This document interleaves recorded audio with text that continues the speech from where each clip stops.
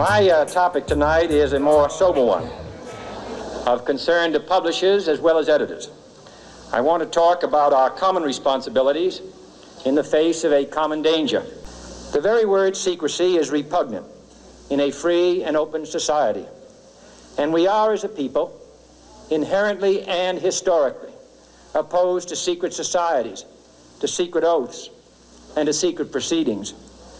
We decided long ago that the dangers of excessive and unwarranted concealment of pertinent facts far outweighed the dangers which are cited to justify it. Even today, there is little value in opposing the threat of a closed society by imitating its arbitrary restrictions. Even today, there is little value in ensuring the survival of our nation if our traditions do not survive with it. And there is very grave danger that an announced need for increased security will be seized upon by those anxious to expand its meaning to the very limits of official censorship and concealment. That I do not intend to permit to the extent that it's in my control. And no official of my administration, whether his rank is high or low, civilian or military, should interpret my words here tonight as an excuse to censor the news, to stifle dissent, to cover up our mistakes, or to withhold from the press and the public the facts they deserve to know.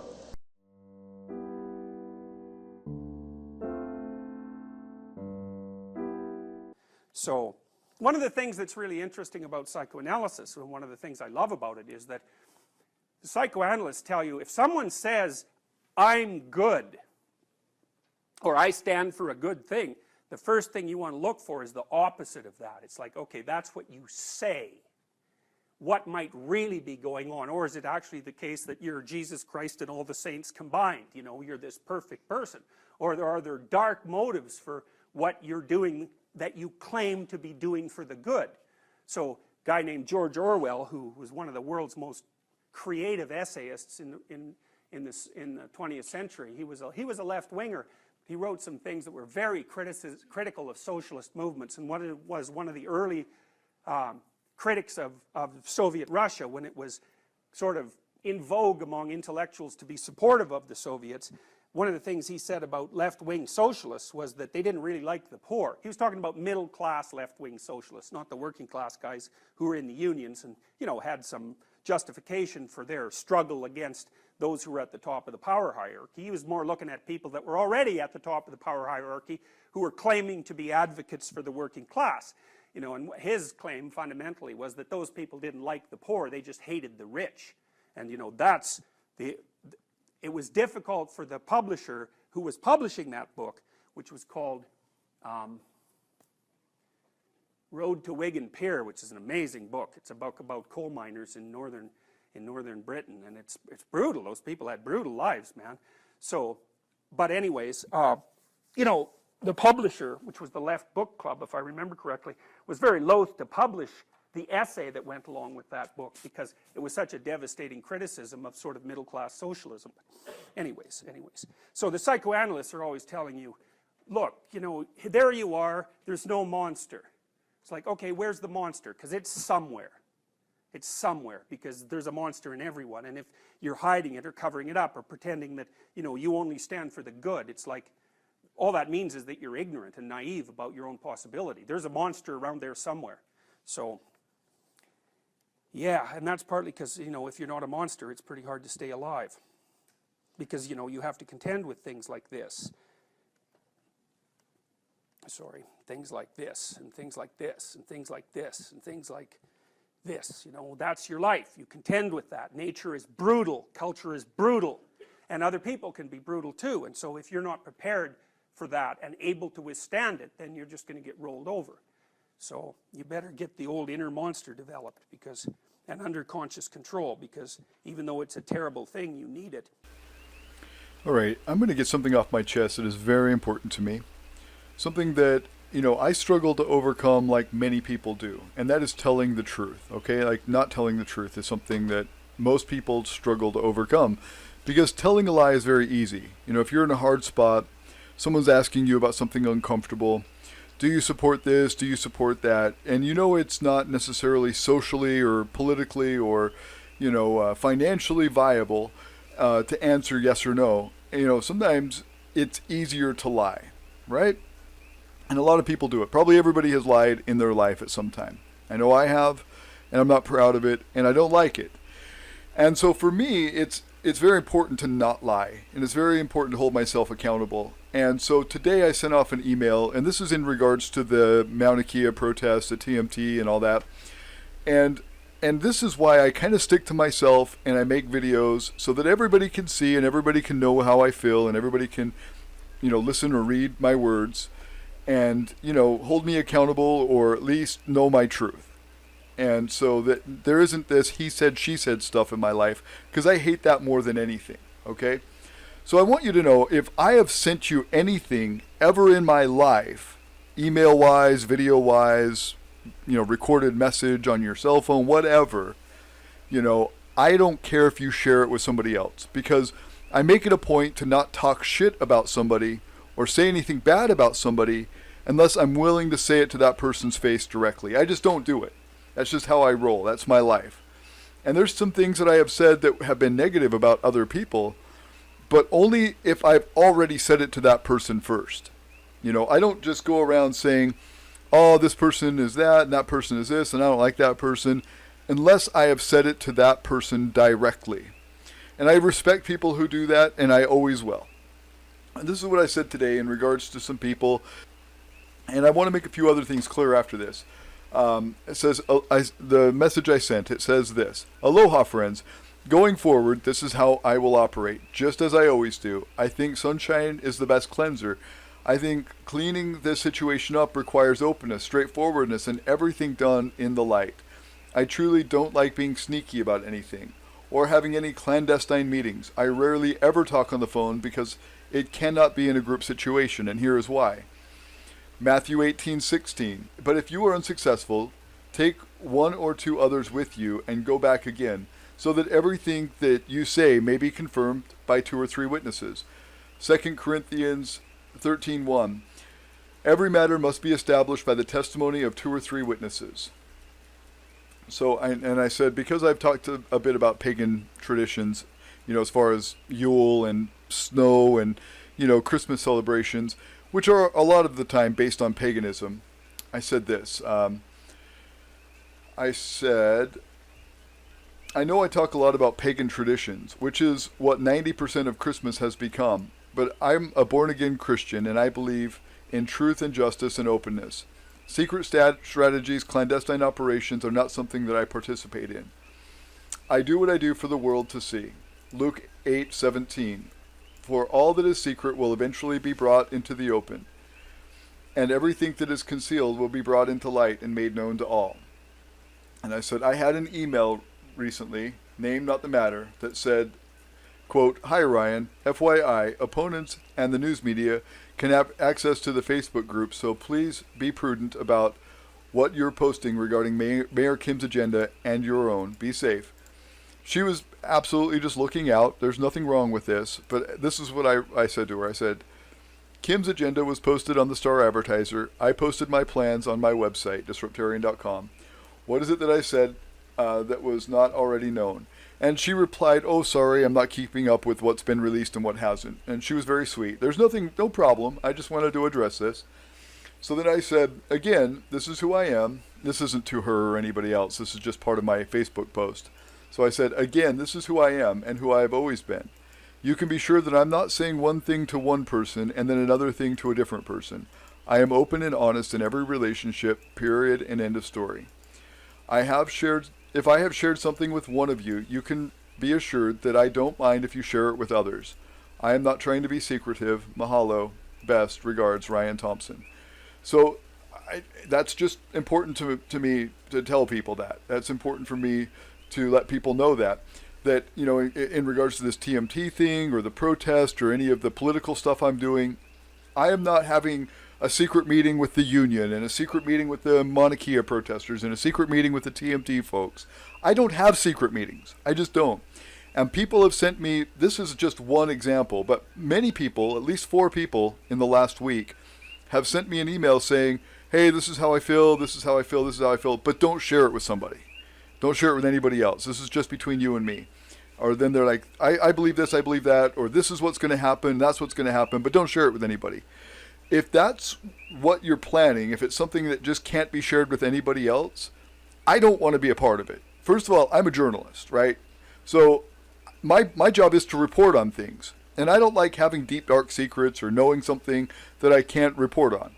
Because I want to. And at that point, it's very tempting, and I don't want to be tempted. So if it's something that you can't share with the world, don't share it with me. Please, I'm asking you nicely, please don't share it with me if you can't share it with the rest of the world.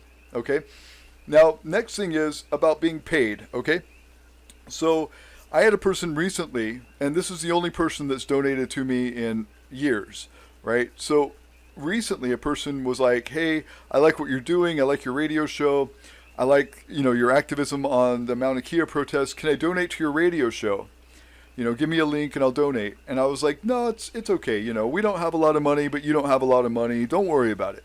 And then, a couple weeks go past, and I think because I mentioned that I was poor while I was at the University of Hawaii Board of Regents meeting, I just let everybody know, hey, the TMT's not funding me. I don't have a lot of money. There's nothing to be jealous of. There's nothing to be worried about. I am doing this for my own reasons. This isn't the TMT that's pushing me. That's basically what I said. I said I'm poor, I'm slightly disabled because I've been in a car wreck and I'm filled with titanium. My body is broken in a million pieces, and that's true. That's very true, and I can prove that. In fact, I'll give you a link. I'll just put it right here on the video, and you can go to the link and see for yourself all the metal that I've got holding me together. I mean, I'm fairly crippled, right?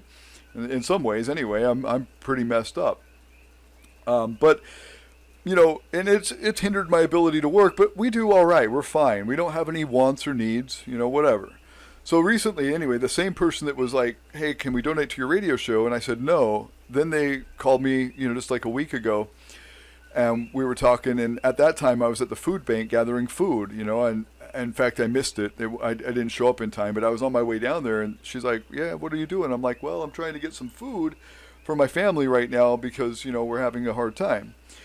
And she's like, oh, well, I just called to tell you I already sent you a Christmas gift, and it's in the mail, and just be expecting it. I was like, oh, wow, okay, well, that's perfect timing because we really needed it.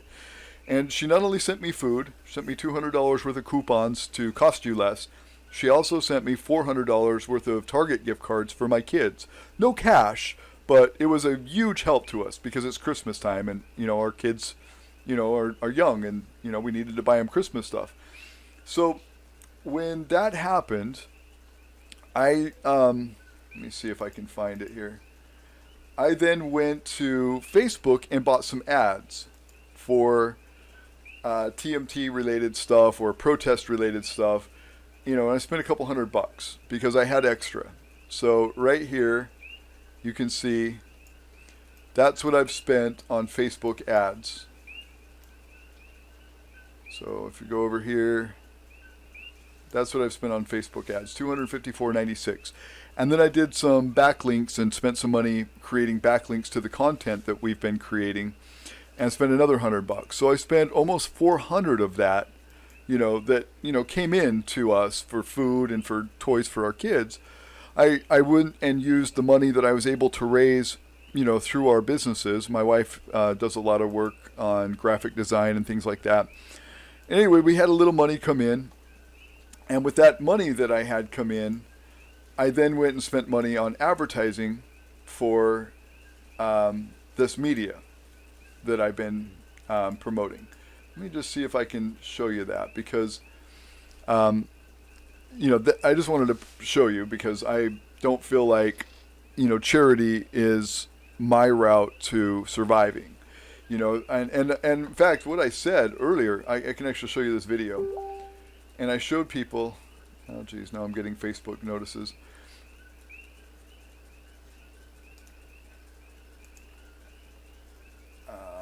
Let's see. Oh yeah, you can see ads here. See, these are some of the ads that we created. So this one was about the ethics board investigation into the police enforcement on Mauna Kea. This right here is about the Hawaii Divided series. And this right here is about the hate crimes in Hawaii County. And you can see, 151 engagements, 2,300 people reached, 96 engagement, 1,600 people reached, 90 people, 1,600 people reached. And, we've just been posting and promoting on things. Oh yeah, see right here. People reached 3,707, post engagements 270, link clicks 191.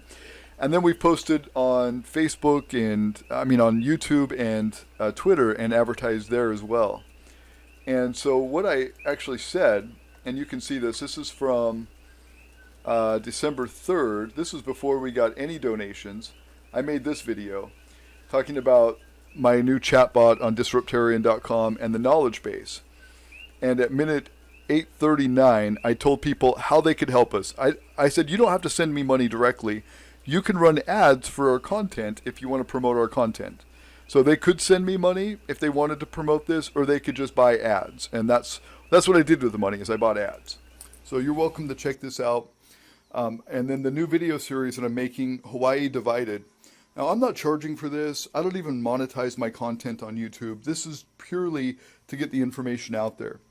Now, if anybody wants to contribute to promoting this video, when it's released, you can advertise it yourself on YouTube or, pay-per-click on Google, or you can send me money via PayPal, and I'll put a link here in the AI, in the About section of Disruptarian, and you can send me money and I will advertise this. The point is only to get the information out there.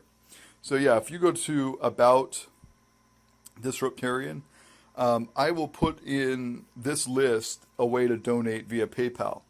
Now, you're welcome to donate. It's definitely not required. I'm not begging. I don't care if you do or don't. I'm going to make this information available one way or the other. If you want this information to be more visible, more available, then help me promote it. And if it's too tight, it's Christmas season, I get that, whatever. But that's where I'm going with this. I put a lot of effort into this. I'm going to put a lot more. And like I say, this money isn't for me. If anybody donates, you don't even have to give it to me directly. Like I say, you can just start an advertising campaign. Start an advertising campaign on Facebook and promote this link. It's easy to do. You can set it up in a few minutes. Facebook lets you advertise to, billions of people or whatever, 1.5 billion people. So you can target the people you want to target. Cost you, somewhere between 10 cents and 50 cents a click. So yeah, it's valuable service if you want to get this out. So anyway, and we've got, probably $250 that I've already put into the ads account as a budget that's going to continue to advertise. So I've already spent, $300 or $400, and I'll be spending another $300 or $400 advertising. So anything that's been donated to me has already went back in to promoting this knowledge and these protests and this activism that we're doing to try to open up the road on Mauna Kea. TMT is not paying me. There's no groups associated with TMT paying me. One private citizen bought some toys for our kids and some food for our family for Christmas. But then I just turned around and reinvested that money that I had in cash, that was offset by the gift cards, into advertising. So I'll show you also that we don't monetize. Okay. So just in the last 28 days, we've had 21,400 views. Watch time 1,500 hours, subscribers plus 130. In the last 48 hours, we've had 2,900 views. And so this is just the analytics part of our YouTube. And then I'll show you our monetization. We do not monetize our content. So when people are like, oh, you're doing this for the money, you're doing this for the money, that couldn't be further from the truth. You can see right here, I don't even have Google AdSense, meaning I don't get revenue from my account or any of the views or any of my content, because you need AdSense to be able to do that. So I have not even started with AdSense, and I have not gotten reviewed, and I have not gotten approved. So I have not monetized my content. I may do that in the future. It may help me with promoting and getting the message out there. But you can see as of December 21st, 2019, I am not monetizing my content. This isn't for personal gain. I am doing this because I want to see the road open up on Mauna Kea. I'm from the Rocky Mountains. I enjoy a high altitude. A lot of my faith traditions and cultural traditions have to do with mountains and high altitude. So this is selfish. I do want the road open. This isn't all just charity or whatever. I mean, this is a personal agenda that I have. And also, not only is it for that reason, but, you know, for time and eternity, I have been against racism. I've got this right here, tattooed on my chest. It says spear. I don't know if you can see that. This is just a little lapel pin that we give out. In fact, if you want one, write me and tell me. I'll give you one. But this is a pin that I've got that says spear, which means skins and punks everywhere against racism. So anti-racist skinheads, anti-racist punks, skins and punks everywhere against racism, right? And I've got that tattooed right here on my chest, as you can see right there. I've had that since I was 17. And I've also got it tattooed on my foot. It says spear on my foot. And I've had that since I was 16 or 17. So the point of me doing this is that I see so much racism in Hawaii. Even the Southern Poverty Law Center, which is a very highly liberal group and usually focuses on white racism against others. This, you know, from 2010, I believe, or 2009. Anyway, it was a report by the SLPC, the Southern Poverty Law Center. Is that my, yeah, SLPC. No, SPLC, sorry, SPLC, Southern Poverty Law Center. And I'll put the link in the description and on this video. But it's talking about the high amount of hate crimes and racism in Hawaii of Native Hawaiians against others, you know, usually haoles or white people. And I seen that here when I first got to Hawaii a couple years back, and it just hurt my soul that there was so much of that. There was less aloha than I expected and a whole lot more racism than I expected. And I just, you know, I didn't like that. It was against my views, my beliefs, and my morals. So I decided to fight against it. So like I said, if you want this, you can go to clovistribe.com. We have these. You can order them there. All you have to do is pay for shipping, a couple of bucks, and I can put it in the mail and send it to you. I'm not making money off these either. Never have. Never will. This is just, you know, something that is a, you know, talking piece that you can wear. And if someone's like, hey, what is that? And you can be like, oh, it's my anti-racist lapel pin. And I'll tell you about my beliefs and whatever. You know, it's just a way to open up a conversation with people. And it's a pretty cool, classy little lapel pin. Anyway. So yeah, clovistribe.com. And that's my point and purpose. It's not about making money. It's not about becoming popular. In fact, I'm very unpopular around here in my neighborhood. I live in Puna, where most of the protesters are from that are up on Mauna Kea. I'm not like the neighborhood, you know, favorite by any means. I'm the least favorite person around right now. So I'm not doing this for fame or fortune. This is because I truly believe in what I'm doing. And I'll just leave you with this message by Jordan Peterson. Jordan Peterson talks about why we shouldn't lie, why we shouldn't be all deceptive, why we should tell the truth, why telling the truth is very important. And I believe what he said is very true, and I just wanted to leave you with that as a last word. Jordan Peterson's great on a lot of things. I really like a lot of what he has to say. Not everything. He's a little too liberal for me. You know, liberal is in, you know, I mean, he's good on the classic liberal side, but he also is kind of far on the left on other topics, and I don't necessarily agree with. But for this part of what he's saying about truth and telling the truth and avoiding lying, I say, you know, what he's talking about here is wonderful.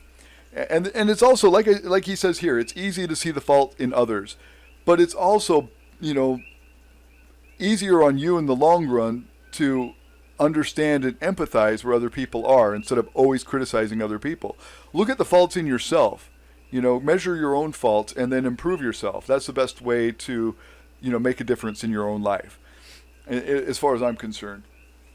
And, you know, when people want to do things that are shady or secret, or they're like, you know, saying one thing to one person and another thing to another person, you know, I don't like to be caught in that trap. That's why, as I said, I do things all out in the open. I make videos for thousands of people to see, whoever wants to.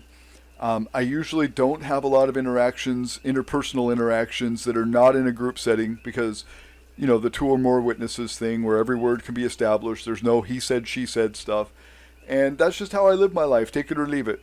Peace. But there's this insistence in Genesis that things that are created as a consequence of the Logos are good. So first, that they're created by the Logos, and second, that they're good. And so that's a very interesting set of propositions.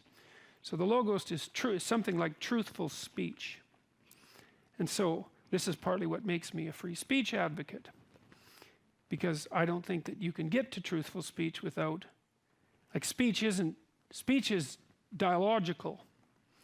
What you don't know much, and you don't know much, and neither do you. Like, we're full of biases and blind spots, and even when you're trying to formulate your thoughts clearly, you're not that good at it, especially if you're thinking about something complex and chaotic and unknown. And you're going to have to stumble around madly and make all sorts of mistakes to make any progress at all.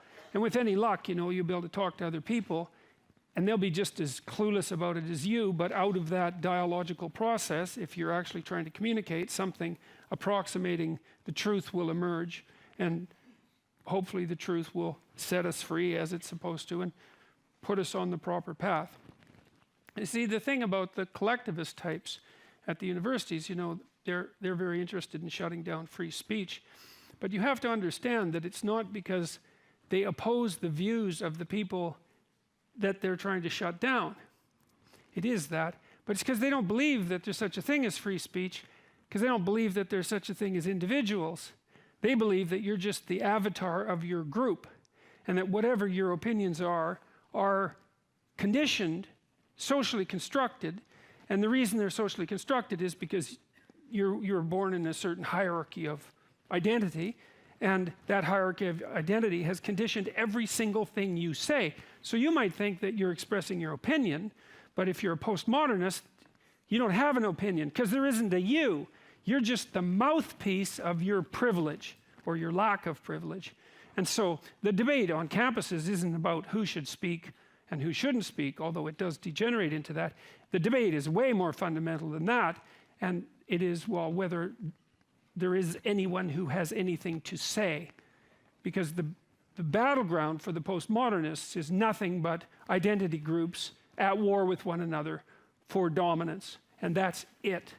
And so this war is way deeper than you think. Is the Egyptians, one of the Egyptians' gods that was identified with the pharaoh and therefore with sovereignty was Horus. And it was Horus's eye in particular, his eye, his capacity to pay attention, that made him part of what constituted sovereignty.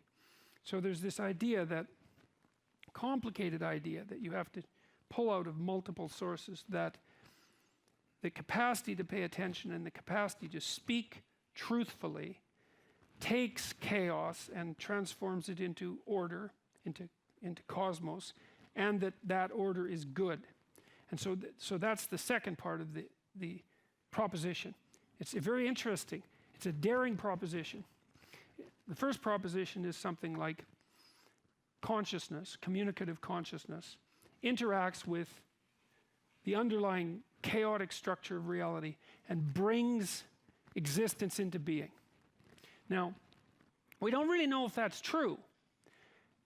There are physicists who suspect that it's true, who suspect that without consciousness, whatever consciousness is, there'd be nothing but something like a vague potential, that it requires consciousness to bring structure to that potential, to make existence exist. And people argue about that. No one's exactly sure what it means, but there are physicists who believe that very strongly. And so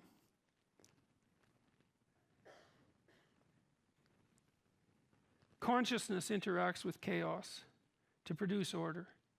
And if it's truthful and attentive consciousness, then the order it produces from chaos is good. That's the next proposition. And that's a daring proposition.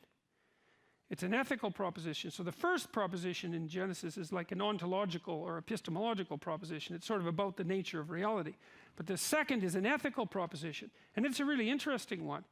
And I think this is, I don't know if there's a more interesting question that you can ask yourself. It's like, because the proposition is that what you bring into the world when you interact with chaos, what is brought into the world in the interaction with chaos as a consequence of truth, if that's what's embodied in the logos, is by definition good. And so one of the things I've been suggesting to my audiences, it's one of the rules in my book, is that well, you should tell the truth, or at least you shouldn't lie. It's like, you can't tell the truth because what the hell do you know? But you cannot lie. You know, like each of us knows when we're about to utter something that isn't true. Now, sometimes maybe you're confused about it because you're ignorant and you're biased, and so you say something and it might be true and it might not be, but you're not clear about it. But sometimes it's pretty damn clear that you say something or you do something that you know perfectly well not to be true, and you do it anyways. And the proposition that Genesis puts forward is, if you act in truth, then the order you produce is good, regardless of how it appears. It's not a religious question even, it's a practical question as far as I'm concerned. And my sense is that people just believe that this is true, deeply. And the way you can tell that is not by what they say, but by what they do. And so, for example, one of the things that you might observe is that, you know, if you love someone, your children, let's say, you don't tell them that the best way to get through the world is to lie about everything all the time. You don't sit them down and say, look, this is a corrupt enterprise, and altogether, and you can't trust anyone because they're always lying about everything. And your job is to become the best liar you possibly can become, because that's the way to get to where you need to get to and to set the world straight. No one ever does that. And so, if they don't do that, which would be belief in the lie, then they must assume something that's approximately opposite. And I would say that most people are not pleased when they catch their children in a lie. And so then you have to ask, well, why is that? It has to be because people believe that the truth is the proper way to proceed. And it isn't obvious why they believe that, but it's obvious that they act as if they do believe that. And then I would also say, well, there's more to it than that, because we know, for example, that societies that have a high level of trust, and there aren't that many of those in the world, they happen to almost all be Western societies, where there's a high level of trust, there's a high level of economic development. They're unbelievably highly associated. And I've never been able to figure out how countries ever became not corrupt. Like, it just seems completely impossible to me for countries that were corrupt once to ever become not corrupt. I don't understand how that happens at all. But there's a handful of countries in the world that are fundamentally not corrupt, where your default presupposition when you deal with a stranger, let's say in a financial transaction, is that you don't have to be on guard like you're investigating a pit of vipers, because the person is likely to act out what they say they'll do. And it reduces the transaction, the unnecessary transaction costs, to about zero, right? Because I can take you at your word. We don't know each other. I can take you at your word. A good example of that is eBay, you know, because eBay was stranger transactions, and people were concerned it would degenerate into an unplayable game, and turned out that the default trade on eBay was, like, if you have 98% seller rating on eBay, you're actually a crook. You know, you need 99% or above. It's so high, it's unbelievable.